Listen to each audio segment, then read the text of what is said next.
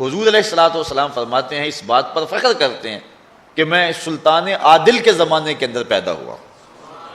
اللہ اکبر۔ تو عدل جو ہے، انصاف جو ہے، یہ اچھائی کا ایک بہت بڑا ذریعہ ہے، اور جو حکمران عدل کرے اس کا نام عزت سے باقی رہتا ہے۔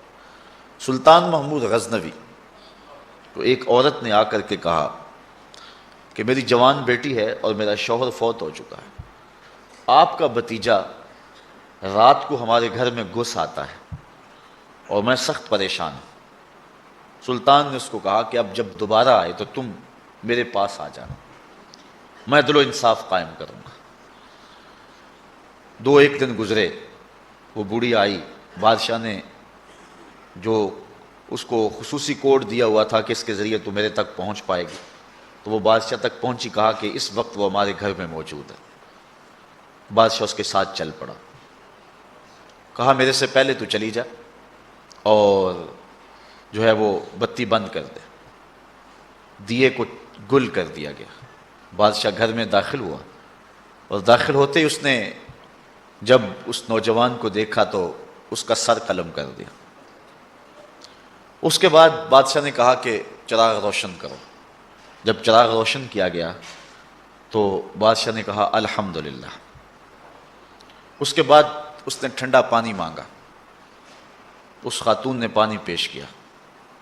بادشاہ واپس پلٹنے لگا تو اس خاتون نے کہا کہ میں یہ پوچھنا چاہتی ہوں کہ آپ نے پہلے چراغ بند کیا، پھر چراغ جلوایا، پھر الحمدللہ کہا، پھر پانی طلب کیا، اس کی کیا وجہ تھی؟ بادشاہ نے کہا جو راز ہے وہ راز ہی رہے تو ٹھیک ہے۔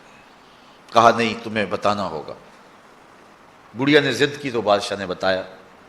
کہا جب تم نے کہا تھا کہ آپ کا نالائق بھتیجا ہمارے گھر میں گھس آتا ہے اور میری بیٹی گھر میں جوان ہے، تو میں اس لیے چراغ کو گل کیا تھا کہ عدل قائم کرتے ہوئے میرے دل میں کوئی رحم پیدا نہ ہو۔ اپنے جوان بھتیجے کو قتل کرنا تماشا تو نہیں ہے، مجھے بھائی کا چہرہ سامنے آ جائے گا، اور ایسا نہ ہو کہ میں عدل کو قائم کرتے ہوئے جو ہے وہ رک جاؤں اور عدل قائم کرنے میں دقت محسوس کروں، اس لیے میں نے چراغ کو بجھا لیا تاکہ میں عدل کے تقاضوں کو پورا کر سکوں۔ کہا پھر آپ نے جب چراغ جلوایا تو پھر آپ نے الحمدللہ کیوں پڑھا؟ کہا میں اس دن سے پریشان تھا کہ میرا خون اتنا گندا ہو گیا کہ ایک غریب بیوہ کے گھر میں میرا بھتیجا جا کے گھس جاتا ہے، لیکن جب میں نے چراغ جلوایا دیکھا وہ میرا بھتیجا نہیں تھا، کوئی اور تھا، ہمارا صرف نام استعمال کرتا تھا۔ تو کہا پھر آپ نے پانی کیوں پیا؟ کہا بڑھیا یہ راز رہنے دو، 2 باتیں میں نے بتا دی، یہ نہ ہی پوچھو۔ بڑھیا نے ضد کی تو بادشاہ نے کہا سنو، جس دن سے تم نے کہا تھا کہ آپ کا بھتیجا ہمارے گھر میں گھس آتا ہے، اس دن سے نہ میں نے کچھ کھایا ہے نہ کچھ پیا ہے۔ میں نے کہا تھا جب تک ظالم کو اس کے انجام تک نہیں پہنچا دیتا اتنی دیر تک کچھ کھاؤں گا اور کچھ پیوں گا بھی نہیں، تو اب میں نے ظالم کو انجام تک پہنچا دیا تو تیرے گھر میں 2 گھونٹ تو میرا حق بنتا تھا، اس لیے میں نے پانی پیا ہے۔ آج ان کا اگر نام باقی ہے، آج ان کے اگر تذکرے زندہ ہیں، تو اس لیے کہ انہوں نے عدل و انصاف کے ضابطوں کو پورا کیا۔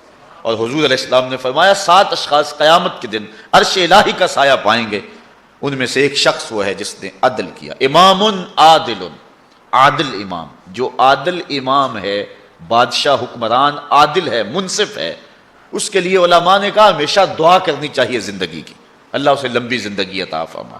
اور علماء نے لکھا ہے کہ الانحناء للسلطان اور لغیرہ مکروہ، کہ بادشاہ یا کسی اور شخص کے لیے جھکنا جو ہے وہ مکروہ ہے، اسی طرح کسی بادشاہ کے ہاتھ چومنے مکروہ ہیں، لیکن عادل حکمران جو ہے، عادل بادشاہ جو ہے، اگر ادب سے اس کے ہاتھ چوم لیے جائیں تو علماء کہتے ہیں اس میں کوئی کراہت نہیں۔ اللہ کے عدل کی وجہ سے، اللہ کے انصاف کی وجہ سے جو ہے اس نے جو اللہ کے حکم پر عدل کیا اور انصاف کیا، اس کا یہ حق بنتا ہے کہ اس کی تعظیم کی جائے اور اس کے حکم کی مخالفت نہ کی جائے۔ وہ اللہ کی رحمتوں کا گھنا سایہ ہے جو عوام کے اوپر جو ہے وہ چھایا ہوا ہے۔ تو پہلا شخص جس کو اللہ اپنے عرش کا ٹھنڈا سایہ دے گا وہ امام عادل ہے، امام مقسط ہے۔